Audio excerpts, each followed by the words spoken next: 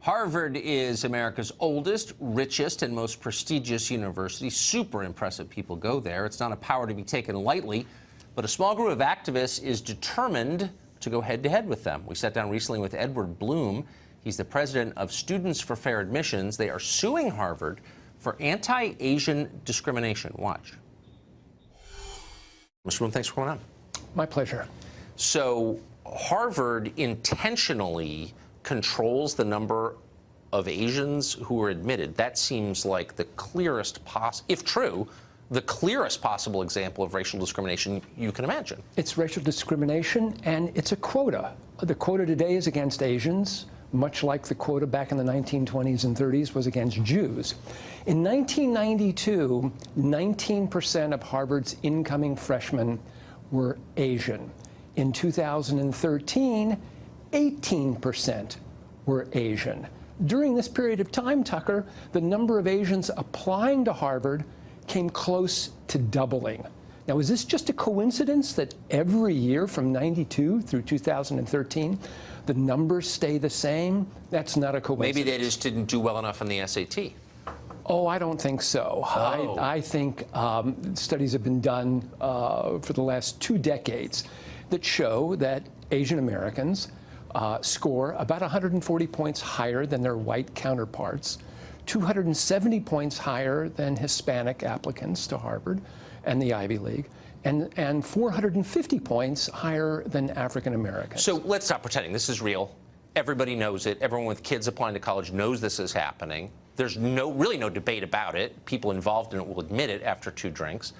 And so why is this permitted to continue when it's so clearly racial discrimination and against the letter and the spirit of laws banning this kind of thing? Well, 70% of Americans believe that a student's race or ethnicity should not be a consideration in college admissions. Sadly, there are 2 institutions that we're fighting against. Number one, college administrators and bureaucrats and admissions officers are wed to the idea that your race should be used to help you, or your race should be used to harm you in your admissions process. That's the big problem with the academy. So why is this different from the practices we rightly decry from, say, the 1950s, where institutions punished people and rewarded others on the basis of factors they couldn't control, like their race? Why is this different? Well, it's not different. Racial preferences that favored whites back in the 40s, 50s, 60s, and 70s was wrong. Yeah. Now racial preferences that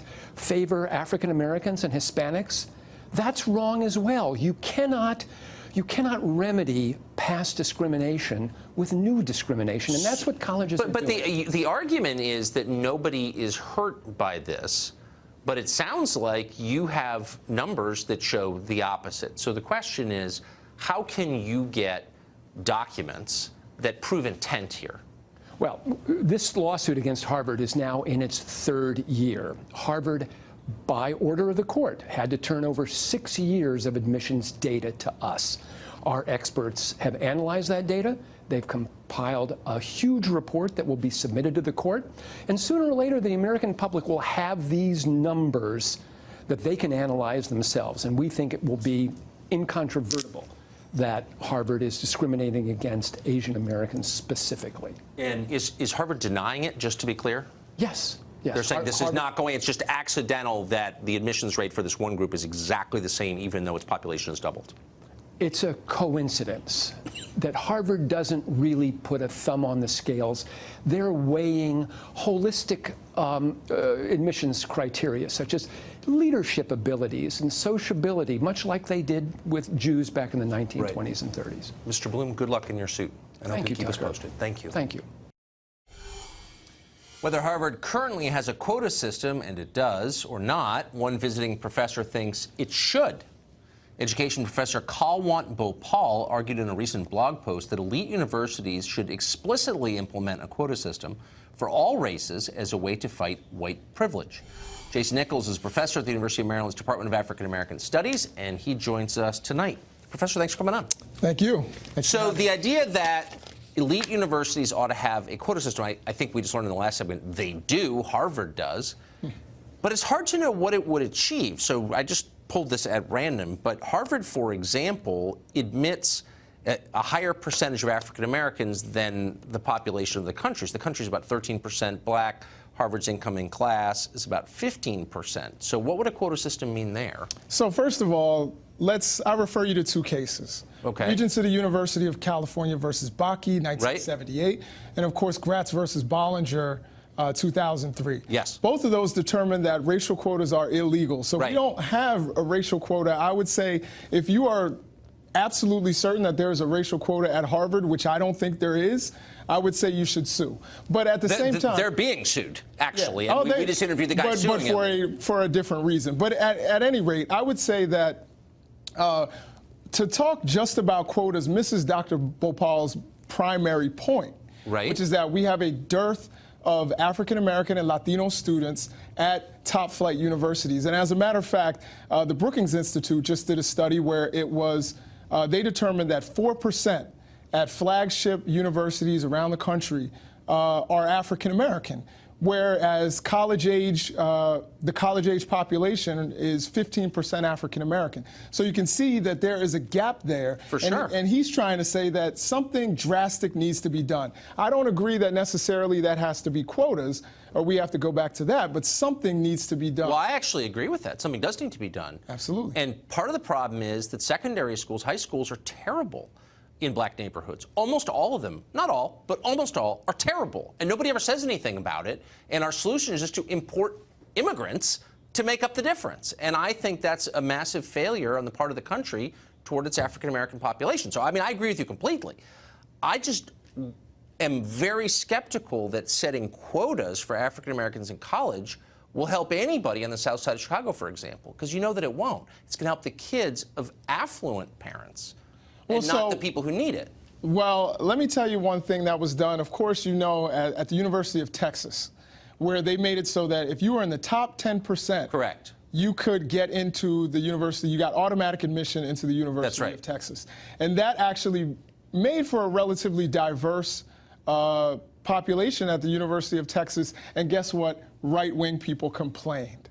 They said it wasn't fair. I'm in the 11th percentile. And then, to me, that says something about entitlement right there. Well, I don't know. I mean, you could also make the case, I mean, not to argue Texas education policy with you, but I mean, high schools are very different. I mean, so, you know, the Highland Park High School is really hard, and other high schools in Texas are really easy, so it's not a one-to-one comparison. That's, I guess, the point. But look, the real point is that America is much more complicated demographically than it was 20 years ago, 10 years ago. Sure. So Nigerian immigrants, for example, make more on average, from Africa, make more on average than white Americans. That's a kind of outside the narrative that you're pushing, it seems to me. Well, again, going back to just really quickly to fix one thing that you said about the University of Texas, is that their graduation rates rose.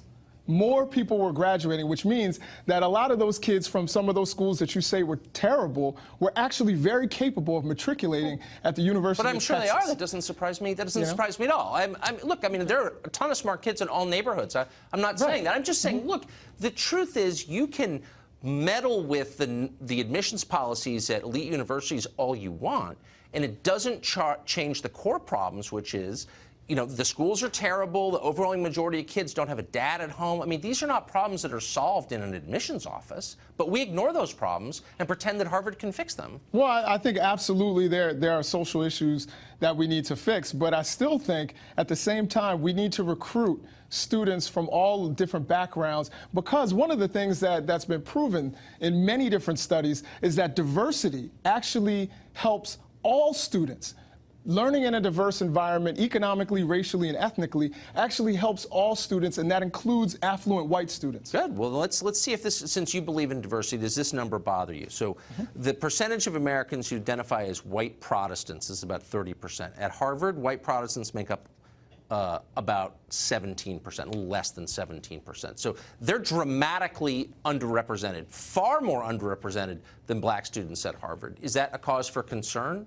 Why wouldn't we care about that if we care about diversity? So you are, I think we need to look up. I'm using the rules that you set to ask you a sincere question. Here's the question. Should all groups benefit from diversity or just ones you like? Are we saying that, are you trying to tell me right now that white students are the minority. I'm saying affluent white students. So let's talk about. No, I'm actually saying factually that the white Protestants of all income levels are dramatically underrepresented at Harvard. So if it's a concern that this group or that group is underrepresented, why wouldn't that be a concern?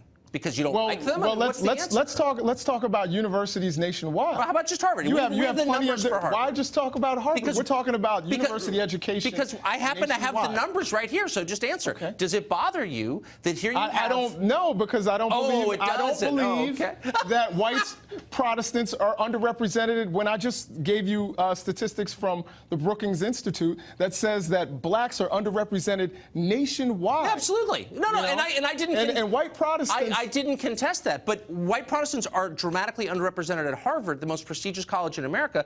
And I'm just saying, if the goal is to make sure that each group is represented proportionally, what historical issue has kept white Protestants out of Harvard University? I don't know, but I'm just saying, if each group has there is none, is what you're saying. I'm not saying that. I'm saying that if the rule is that every group needs to be represented. If you're not aware, hold on. Does every group need to be represented proportionally or not, or just some? I'm saying one of the things. Tough question. No, it's not a tough question. It's an easy question to answer. Not every group needs to be represented proportionally. Is that what you're saying? What I'm saying is that every group that has been underrepresented historically, okay. And actually at present nationwide, that needs to be fixed. The rules are more complicated than I realized. Professor, it's great to see you. They are complicated. Thank you.